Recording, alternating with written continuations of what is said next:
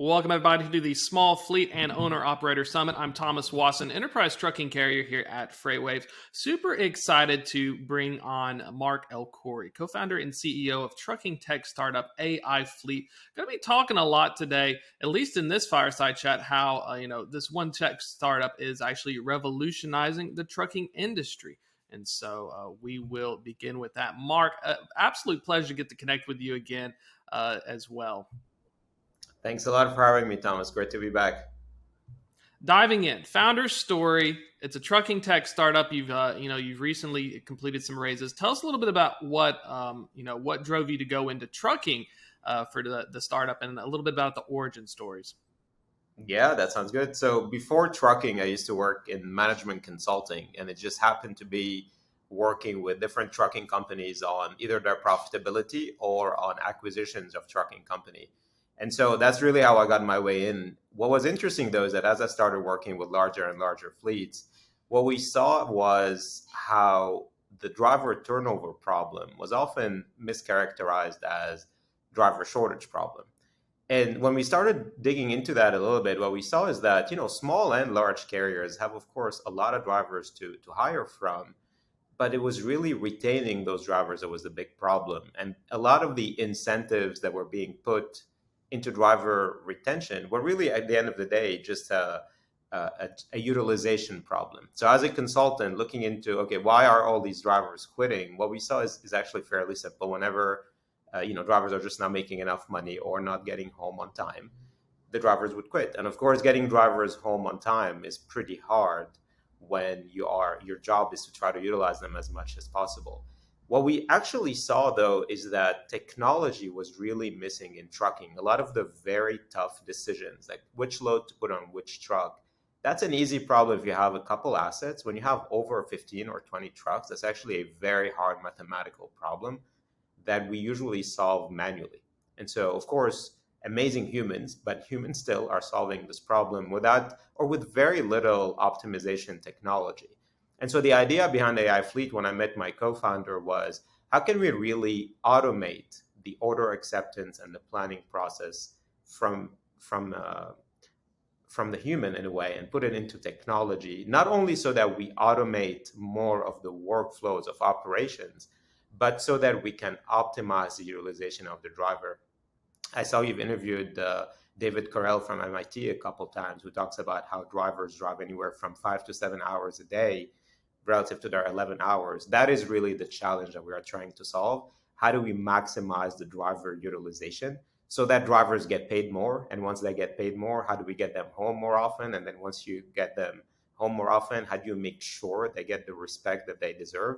And once you have these three ingredients, which is really a mix between the human element and the technology element, that's really what aifleet is about.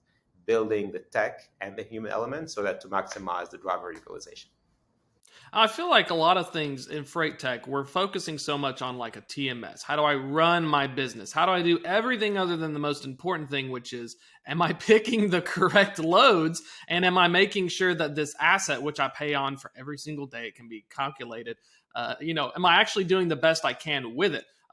Given the structure, this is one thing I'm curious about as well. Most trucking companies, and probably most of the listeners at the summit and stuff, usually stick with one or two or a small handful of customers, and they are customer focused. What's the biggest difference between aifleet? Because one thing I've noticed is we don't ever hear a lot about talking about, I'm looking for contracted customers for aifleet.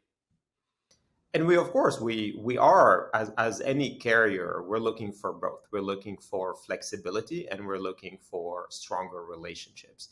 What is very critical for us, though, what always got us a little bit concerned about just doing a pure, grow one customer at a time, is that actually building out your network is also a very tough problem. Building out your network so that it's properly balanced from the head haul to the back haul, again, with the view of maximizing your driver's utilization and the asset utilization, becomes a very tough problem because in trucking, we tend to think of a network based on lanes. The way technology gets to think about that same problem is not just through lane, actually through schedule. Going here, we're based out of Austin. If we had a contract that sent us from Austin to Kansas, that's great. We can get there maybe tomorrow or tomorrow afternoon. But are we going to have a load, not just from Kansas going back to Austin, but are we going to have a load that picks up right after the delivery of the previous load so that this asset is not idling? That is what we are focused on. I remember just thinking, looking at one of the largest trucking companies in Europe, what we noticed is their assets actually sit a lot. And the problem was that was the majority of their freight delivered around 8 a.m. in the morning, and the majority of their freight picked up at 8 a.m. in the morning. What that means is that the majority of these trucks were empty around 10 a.m. and we're now waiting about 22 hours to get loaded the next day. And so when we think about the driver journey, we talk a lot about the driver is sitting. There's this line that I've heard you use a lot, which is hurry up and wait. So we send this driver up and then they wait to get loaded and unloaded. There's actually the other problem that we don't talk a lot about in trucking, which is, did you just arrive too early to your appointment time? Did you arrive too early to your pickup or your delivery? That is actually one of the largest sources of dwell, and that is what our technology is trying to solve. So to go back to your initial question, yes, of course, we want contract. We want this marriage that the contracts work with each other, not just from a lane perspective and deadhead perspective, but from an appointment time perspective, which is what we are trying to solve through our technology. I like the approach of it's all about time. One thing that is very novel. A lot of drivers and fleets focus on rate per mile. So the utilization topics always rate per mile, or I did this much revenue per week. But one of the cool things that, and I've talked to you a few times about, revenue per truck per hour. This framing that my hours that I'm sitting in this seat are productive. What were some of the interesting things when you move from a rate per mile, which may look really nice even though I'm waiting, to a revenue per hour? Are there any changes you noticed in how you viewed certain lanes or loads or even characteristics? Yeah, when the second we made the switch, of course, rate per mile is important. It's one element of your particular load's profitability. As an asset owner, however, you really care about not just how much this particular load is going to give you, but how is the journey of this driver for the next week. Let's say the majority of our drivers go home every week. So really, we have them on the road for about 5 days. During those 5 days, I want to maximize the profitability for the week, not for one load at a time.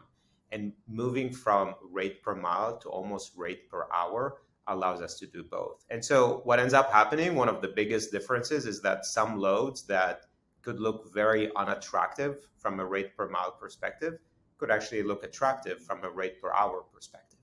That is one of the key things. Now, why are we looking at it this way? Well, because we have the assets. Assets are fixed costs. We pay for them whether we utilize them or not. And so that fixed cost of the asset, it is critical for us to make sure that we are getting revenue, replenishing revenue so that we're able to pay our bills. And rate per mile is one element of that answer, but you got to add to it the rate per hour aspect so that you're able to see, okay, am I going to be able to pay my drivers, pay my fuel, but also very critically pay my fixed costs, my dispatchers, my actual truck. Those rely much more on rate per hour than rate per mile.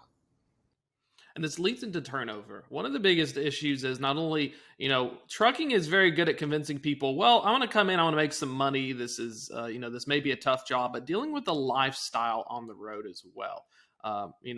The hurry up and wait, the issues with truck stops, trying to pay for a shower and they forgot to bring your sandals and it's completely, these kinds of experiences.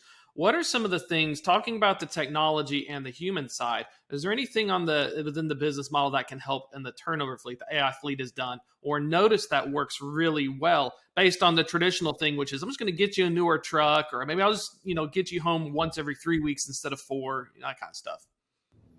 Yeah, for us, one of the main thing is how do we make trucking sustainable for the drivers? There's a lot of talk about how tough, truck driver jobs are. There's a lot of hashtags on Twitter, thank a trucker. We think we as a fleet owner owe our drivers a better lifestyle. And we do that in a few ways. The first one is that everybody has a guaranteed pay. They have a guaranteed pay because usually a driver's end salary or end pay depends usually on somebody else's job. You could have the best job and the best driver in the world. If they are working with an average dispatcher or an average planner, well, their pay is going to be average.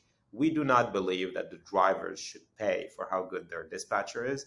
we think the driver should have a guaranteed pay. And then on top of it, of course, we want to keep motivating the drivers to be able to maximize their clock, to drive out as much as possible of their 11-hour clock without being fatigued. That is why we also have an incentive pay. As part of making the driver's job, given how tough it is, more sustainable, we offer weekly home time for our drivers.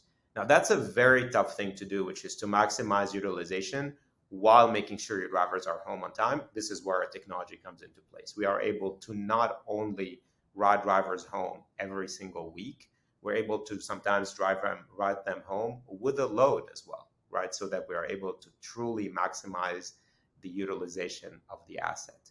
And then there are the perks that we offer our drivers while they are on the road, meaning parking is such a big deal. It's a big deal from not just from a driver safety, driver comfort. It is also a big deal from a driver's utilization as well. If you send a driver on a route where the nearest truck stop to the receiver is 400 miles away, well, you really need to make sure that the driver you're assigning to that particular load actually has the hours of service to potentially make it all the way to delivery in one shot. So being able to take into account where the parking locations are while you are planning that particular driver is another key part, both on the driver comfort level and on the utilization level. And those are some of the perks that the mix between technology and business model that we apply so that we get our drivers a better lifestyle, but also so that we're able to generate more revenue on our trucks. Well, it's fascinating, the little things. If a driver, I think the average was like drivers spend around at least an hour looking for truck parking each day, according to various studies. If you spend time to just pay and book a truck stop, or you think about it in advance and you're helping them through it, a lot of large fleets I've noticed, they just leave you to your own devices. Well, you're going to pick this up, or I'm going to show you where to stop. But I've noticed like some folks would just shut down at their fuel stop based on their fuel routing. It almost feels like there's this missed opportunity for most of the industry to think, I'm paying a little bit now, but I can save more later.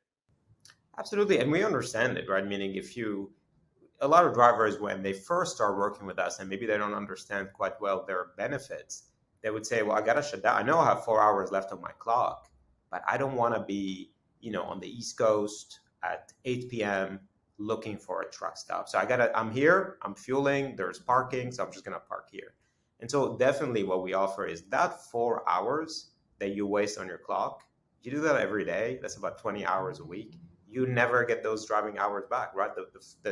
The second, or at least the day you lose 4 hours on your 11, you're never going to get those 4 hours back for the rest of the week. And so that is actually key though, right? Meaning that is time where your asset could be driving more miles, which means you could be generating more miles on the truck, which typically means more revenue on the truck. So yes, absolutely.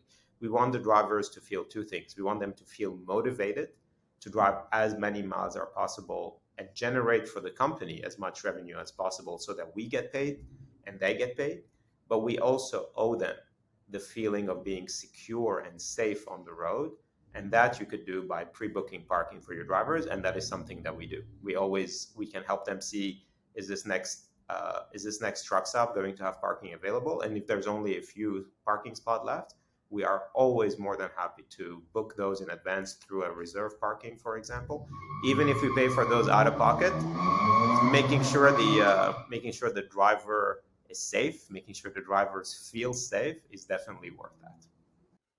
And closing thoughts here, you've got this amazing algorithm that is able to optimize and be able to plan out the weeks. What are some of the cool things you're working on as a startup that you're able to talk about in the coming weeks and months? We're really looking to automate as much as possible of our order to cash. So what we ended up building at aifleet is we built out our own TMS that allows us to not only have access to hundreds of thousands of loads a week, as well as allow us to create the journey of a driver. We call it from home to home. Many of our drivers on Monday know what they're going to do for the entire week because we're able to pre-book their loads in advance because we learn how the driver actually drives over time. So what our algorithm does as well is that it learns driver behavior.